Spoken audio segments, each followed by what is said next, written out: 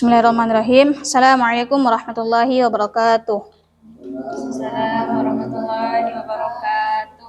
Selanjutnya hadis kelima tentang keutamaan malam Lailatul Qadar. An Ubadah bin Samit radhiyallahu anhu qala kharaja an-nabiy sallallahu alaihi wasallam yukhbirana bilailatil qadari fatalaha rajulani minal muslimina faqala kharajtu li ukhbirakum bilailatil qadari fatalaha fulanu wa fulanu furufi'at wa asa an yakuna khairan lakum faltamisuha fit tasi'ati was sabi'ati wal khamisah.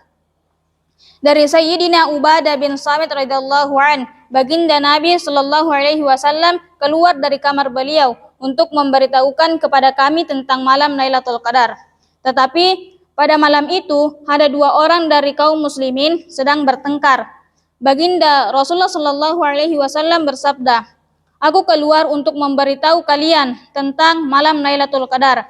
Tetapi fulan dan fulan bertengkar, maka dicabutlah pengetahuan tentang penentuan malam Lailatul Qadar itu.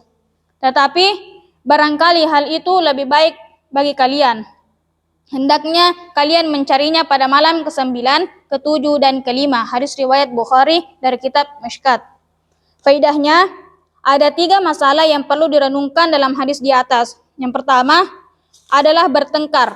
Bertengkar adalah sesuatu yang sangat buruk yang menyebabkan diangkatnya pengetahuan tentang penentuan malam Lailatul Qadar untuk selamanya. Bukan hanya itu, pertengkaran selalu menyebabkan seseorang terhalang mendapatkan keberkahan.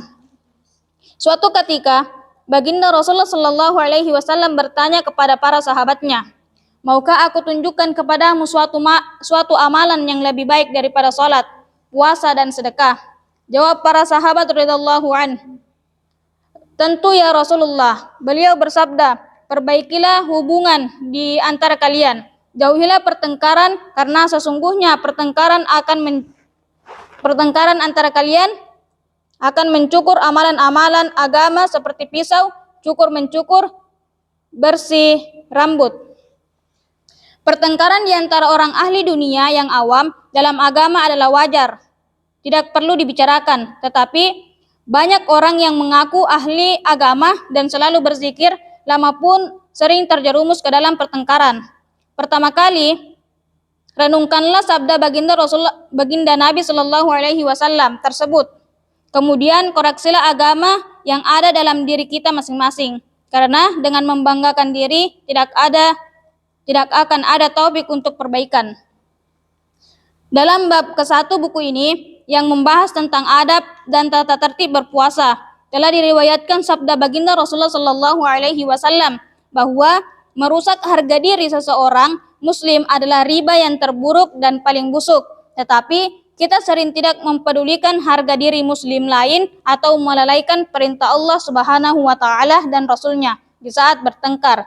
Al-Qur'an menyatakan, "Wala tanaza'u fatabshalu wa tazhaba rihukum." Dan jangan kalian saling bertengkar, karena hal itu akan menyebabkan kalian menjadi penakut dan hilang kekuatan kalian. Quran Surah Al-Anfal ayat 46.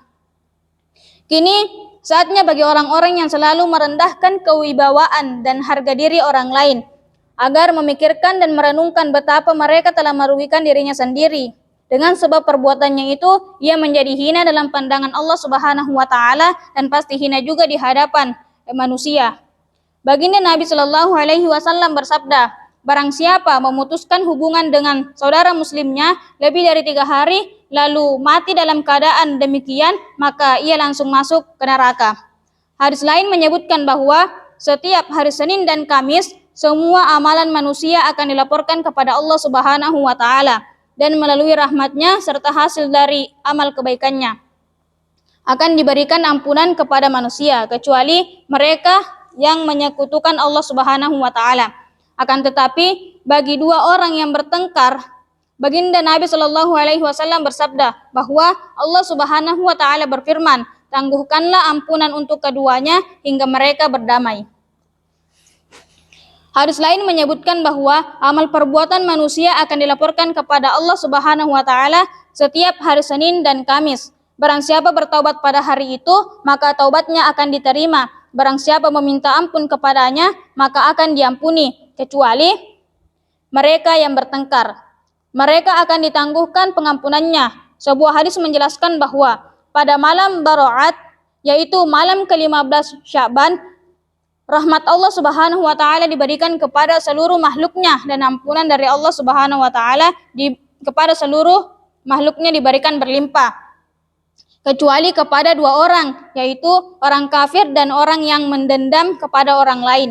Sedangkan sebuah hadis lain menyebutkan bahwa ada 3 orang yang sholatnya tidak naik walaupun sejengkal di atas kepala mereka. Di antaranya adalah orang-orang yang bertengkar. Pembahasan di atas sebenarnya sedikit menyimpang dari pokok pembicaraan. Hal itu sengaja saya tulis karena bukan hanya masyarakat awam, bahkan para tokoh masyarakat, orang-orang mulia, dan para ulama telah terperosok ke dalam perbuatan tersebut. Di dalam majelis dan pertemuan-pertemuan mereka, hanya kepada Allah Subhanahu wa taala saya mengadu dan hanya Dialah yang Maha Penolong. Suatu ketika Sayyidina Ibnu Umar radhiyallahu anhuma meriwayatkan sebuah hadis baginda Nabi sallallahu alaihi wasallam. Lalu anaknya mengucapkan kata-kata yang pada lahirnya menyanggah sabda baginda Nabi sallallahu alaihi wasallam tersebut. Akibatnya Sayyidina Ibnu Umar radhiyallahu anhuma tidak mau lagi berbicara dengan anaknya seumur hidupnya.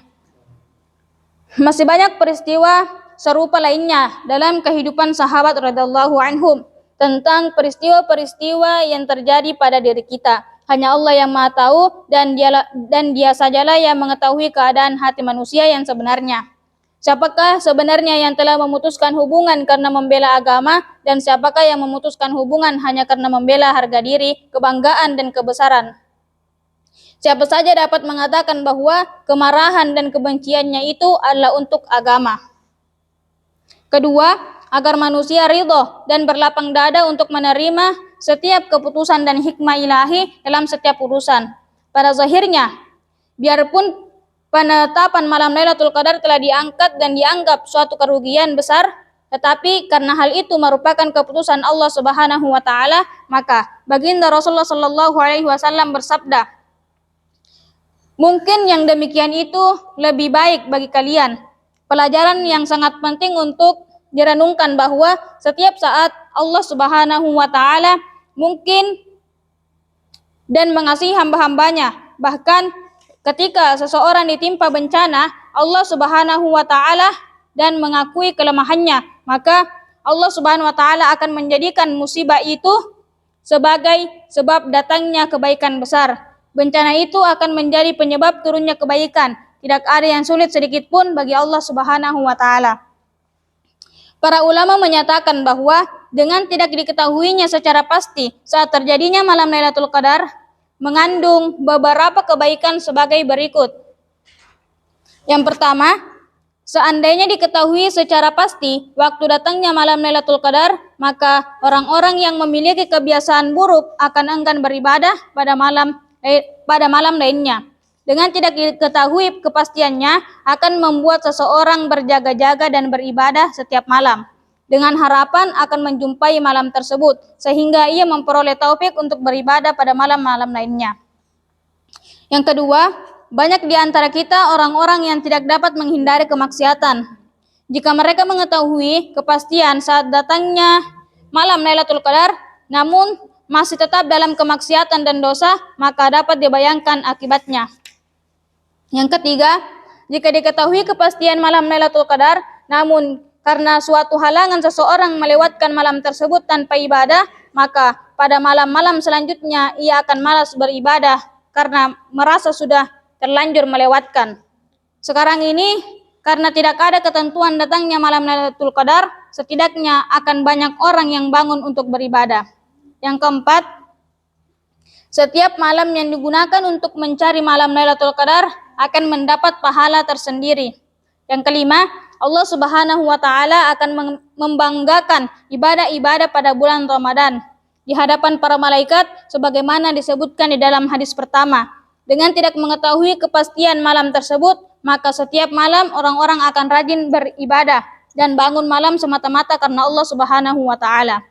Dapat dibayangkan bagaimana keadaan mereka jika mengetahui kepastian datangnya malam Lailatul Qadar. Selain itu, terdapat juga keuntungan dan kemaslahat lainnya. Inilah di antara hikmah Allah Subhanahu wa taala sering merahasiakan hal-hal tertentu. Karena di balik itu semua terdapat maslahat dan manfaat yang penting yang tidak kita ketahui. Seperti Allah Subhanahu wa taala merahasiakan Ismul Azam dan merahasiakan saat doa pasti dikabulkan pada hari Jumat. Masih banyak hal-hal lainnya seperti itu. Mungkin saja bahwa diangkatnya penentuan malam Lailatul Qadar karena pertengkaran yang terjadi ketika itu hanyalah untuk bulan Ramadan tahun itu. Akan tetapi diangkatnya penentuan malam Lailatul Qadar untuk selamanya adalah disebabkan maslahat yang telah disebutkan di atas. Panjang sekali. Ya. Lewat. Yang ketiga, kita dianjurkan untuk mencari malam Lailatul Qadar pada 3 malam, yaitu malam ke-9, ke-7, dan ke-5. Jika hadis ini dihubungkan dengan hadis sebelumnya, yaitu hadis ke-4, kita akan mengetahui bahwa 3 malam tersebut termasuk 10 malam terakhir bulan Ramadan. Jika 10 malam terakhir tersebut dihitung dari awal, maksudnya dihitung mulai dari malam ke-21, ke-22, ke-23, dan seterusnya. Maka 3 malam yang dimaksud ialah malam ke-29, ke-27, dan ke-25. Jika bulan Ramadan terdiri dari 29 hari dan dihitung dari belakang sebagaimana yang disimpulkan dari sebagian lafaz hadis, maksudnya dihitung mulai dari malam ke-29, ke-28, ke-27, dan seterusnya. Maka 3 malam yang dimaksud ialah malam ke-21, ke-23, dan malam ke-25. Akan tetapi, jika Ramadan terdiri dari 30 hari, maka 3 malam yang dimaksud ialah malam ke-22, ke-24, dan ke-26. Selain itu, masih banyak riwayat yang berbeda-beda mengenai penentuan malam Lailatul Qadar, sehingga menyebabkan para ulama berbeda pendapat hingga mencapai 50 pendapat, sebagaimana keterangan yang telah lalu. Karena banyaknya perbedaan di antara riwayat-riwayat itu, maka menurut para ulama, malam Lailatul Qadar tidak menetap pada tanggal tertentu, tetapi berubah-ubah setiap tahun. Sebab baginda Nabi Shallallahu Alaihi Wasallam sendiri pada tahun-tahun yang berbeda memerintahkan para sahabatnya agar mencari malam Lailatul Qadar pada malam yang berbeda-beda. Terkadang beliau memastikan satu malam tertentu, misalnya Sayyidina Abu Hurairah radhiyallahu anhu meriwayatkan bahwa suatu ketika ia hadir di majelis baginda Nabi Shallallahu Alaihi Wasallam yang sedang berbicara tentang malam Lailatul Qadar. Beliau bertanya, tanggal berapakah sekarang? Mereka menjawab, tanggal 22 Ramadan. Beliau bersabda, carilah malam Lailatul Qadar pada malam ini. Sayyidina Abu Dzar radhiyallahu anhu meriwayatkan bahwa ia bertanya kepada baginda Rasulullah Shallallahu Alaihi Wasallam, apakah malam Lailatul Qadar dikhususkan selama engkau masih bersama dengan kami atau juga diberikan setelah engkau dipanggil ke rahmat Allah Subhanahu wa taala? Beliau menjawab, malam Lailatul Qadar akan diberikan sampai hari kiamat. Lalu aku bertanya, pada bagian manakah malam Lailatul Qadar itu akan datang? Beliau pun menjawab, carilah pada 10 malam pertama dan 10 malam terakhir. Kemudian beliau sibuk berbicara dengan pembicaraan lain. Aku pun menunggu dan setelah ada kesempatan, aku bertanya lagi, di bagian manakah 10 hari tersebut? Pertanyaan ini membuat baginda Nabi Shallallahu Alaihi Wasallam marah kepada aku dengan kemarahan yang belum pernah kulihat sebelum dan sesudahnya. Lalu beliau bersabda, jika Allah Subhanahu wa taala ingin memberitahukannya, mengapa Dia tidak memberitahukan kepada kita? Carilah di antara 7 malam terakhir dan jangan bertanya lagi.